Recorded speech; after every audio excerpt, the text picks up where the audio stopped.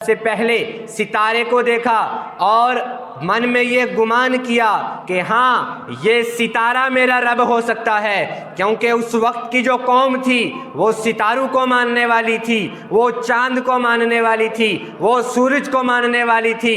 حضرت ابراہیم علیہ السلام نے جب ستارے کو دیکھا تو فرمایا ہاں یہ میرا رب ہو سکتا ہے، یہ چمک رہا ہے، اس کی جو روشنی ہے یہ میرے دل کو لبھا رہی ہے، یہ میرا رب ہو سکتا ہے۔ لیکن جیسے ہی صبح ہوئی وہ ستارے جیسے ہی ڈوبنا شروع ہوئے تو حضرت ابراہیم علیہ السلام نے کہا یہ میرا رب نہیں ہو سکتا۔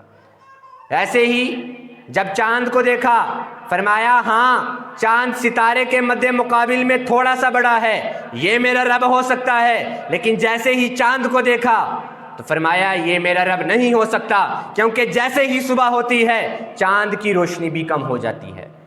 اب صبح ہوئی، حضرت ابراہیم علیہ السلام نے جب سورج کو دیکھا، سورج کو دیکھ کر کہنے لگے یہ میرا رب ہو سکتا ہے، کیونکہ سورج بہت بڑا ہے، اس کی جو روشنی ہے پوری زمین کو شاداب کرتی ہے، یہ میرا رب ہو سکتا ہے۔ لیکن جب شام پڑی کہا یہ میرا رب نہیں ہو سکتا، جو ڈوب جائے، جو ہماری مشکلات کو حل نہ کرے، جو ہماری پکار کو نہ سنے، بھلا وہ ہمارا رب کیسے ہو سکتا ہے؟ قرآن کی سورہ انعام آیت نمبر 177 اور 178 میں اس چیز کی ثبوتی ہے۔ ان چیزوں سے یہ چیز واضح ظاہر ہوتی ہے کہ حقیقی رب کی تلاش کرنا ملت ابراہیمی کا حصہ ہے۔ اگر ایک انسان حضرت ابراہیم علیہ السلام کی ملت کے ہونے کا دعویٰ کرتا ہے تو اس کو چاہیے کہ وہ سچے خالص دین کی تحقیق کرے، دین کو سمجھے، تحقیق کر کے سچا دین اپنائے۔ آج بہت سے لوگ یہ کہتے ہیں کہ آج آدھے راستے سے ہم لوگ الگ ہوئے ہیں۔ حضرت ابراہیم علیہ السلام کی یہ ملت کا طریقہ ہے، یہ حصہ ہے کہ ہم نے سچے خالص تحقیق کر کے اپنے رب حقیقی کی تلاش کرنی ہے۔ آج یہ بھی کہا جا رہا ہے کہ ہم ملت ابراہیم کے ماننے والے ہیں، اور دوسری طرف یہ بھی کہا جاتا ہے کہ ہمیں اپنے باپ دادے کی دین کو نہیں چھوڑنا، بنا تحقیق کیے ہم نے اسی دین کو پکڑ کے رکھنا ہے۔ میرا سوال ہے یہ دو رنگی کیوں؟ میں کہنا چاہتا ہوں ان سے کہ چھوڑ دے دو رنگی، یک رنگ ہو جا، یا سراسر موم ہو جا، یا سراسر سنگ ہو جا۔ اگر ملت ابراہیمی پر چلنے کا دعویٰ ہے تو اس بات کو ماننا پڑے گا کہ حقیقی رب کی تلاش، سچے پروردگار کی تلاش، دین حق کی تلاش کرنا یہ ملت ابراہیمی کا حصہ ہے۔ حضرت ابراہیم علیہ السلام کو اولاد کے مسئلے میں آزمایا گیا۔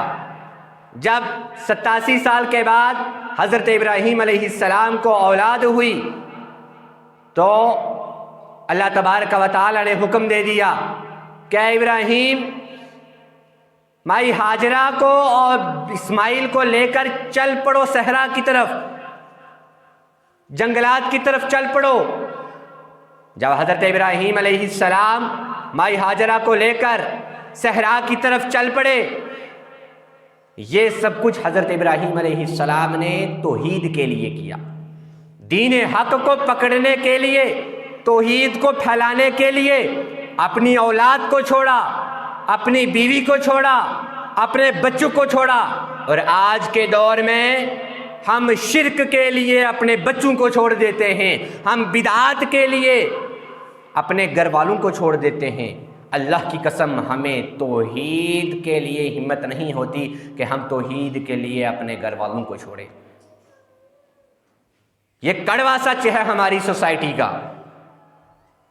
حضرات، جب حضرت ابراہیم علیہ السلام کو باپ کی طرف سے چیلنج ملنا شروع ہوا کہ بیٹے اگر تو کسی اور دین کے اوپر چلنا چاہے گا تو میں تمہارا ساتھ نہیں دوں گا، تو حضرت ابراہیم علیہ السلام نے بھی کھلے عام پر چیلنج کیا تھا اپنے والد کو، کیا والد صاحب اگر آپ اس سچے رب کو نہیں مانو گے تو اللہ کی قسم رب سے میری یہ دعا رہے گی کہ اللہ آپ کو ہدایت دے، لیکن میں بھی آپ کے ساتھ چلنے والا نہیں ہوں گا۔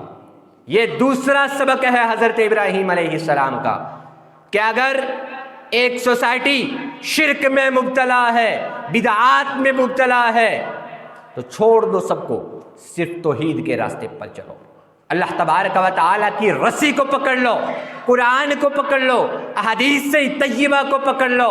یہ ہے ملت ابراہیمی پر چلنا۔ ایک طرف سے ملت ابراہیمی کا دعویٰ بھی کیا جا رہا ہے، دوسری طرف شرک بھی کیا جا رہا ہے، بدعات بھی کیا جا رہا ہے، اور ان شرک اور بدعات کے ساتھ میں پھر قربانیاں بھی دی جا رہی ہیں، اور پھر بھی یہ دعویٰ کیا جا رہا ہے کہ ہم ملت ابراہیمی پر چلنے والے ہیں۔ انصاف کون کرے گا؟ انصاف آپ لوگ کریں گے جو سامنے بیٹھے ہوئے ہو۔ کھولو قرآن، کھولو حدیث، نبی اکرم صلی اللہ علیہ وسلم کی ذات کو مانو، اللہ کے نبی صلی اللہ علیہ وسلم کی حدیث طیبہ کو مانو۔ آج دین حنیف حضرت ابراہیم علیہ السلام اور نبی اکرم صلی اللہ علیہ وسلم کے دین کی کھلے طور پر مخالفت کی جا رہی۔